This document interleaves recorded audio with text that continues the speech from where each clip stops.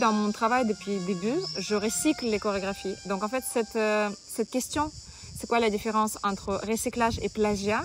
Ça se posait très très vite parce qu'en fait j'étais confrontée à beaucoup de gens qui me posaient cette question. Et le travail avec Pauline, au contraire, ça m'a énormément aidé parce que ça a éclairci des choses.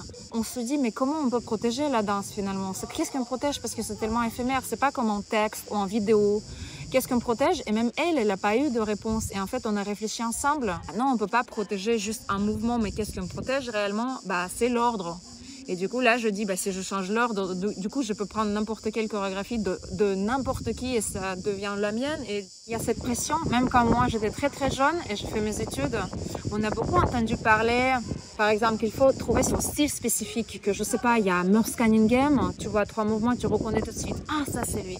Et je pense qu'on voit aussi auteur un peu comme, je sais pas, quelqu'un qui est connecté à la divine directement et qui d'un coup se réveille et qui devrait avoir une idée magnifique. Et j'ai jamais senti ça en moi.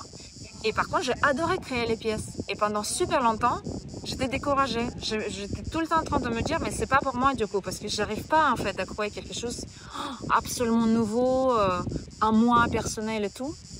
Et en fait, ce qui a débloqué complètement le flow, c'est vraiment quand je me suis autorisée. Je me suis dit, c'est pas grave, c'est ça ce que j'adore à faire. En fait, j'adore apprendre les chorégraphies, j'adore vider ça de contexte et de remplir d'autres choses pour voir ce que ça donne, de regarder les gestes comme s'ils sont vides. Parce que, par exemple, avec Boris Chermatz, on a fait un projet qui m'a beaucoup influencé, 20 danseurs de 20e siècle, où on danse tous les ans les danses emblématiques du 20e siècle. Et j'ai dansé la danse de Charlie Chaplin là-bas pour 6 heures en fait, les horaires d'ouverture de musée.